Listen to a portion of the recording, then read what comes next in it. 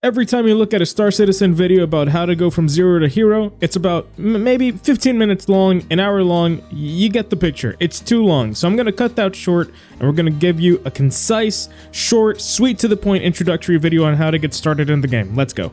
WASD is a best man's friend, so if you've ever played any video game that moves with those 4 buttons, you know exactly how to move in this one. Next thing you should know are about interactables. If you get close to something that's interactable, there's going to be a floating F. If you see the floating F, just tap F on the keyboard, F in the chat. If you see something that doesn't have F but seems interactable, hold down the F and then you'll see a mouse. You're going to have to use that to interact specifically with whatever item it is that you're trying to interact with. Star Citizen also has survival aspects, so watch over your health, your hunger, your thirst. Yeah, that's about it. Now, you need a ship. You need a ship that's going to get you from point A to point B and do it in style. You need something that's strong, sturdy.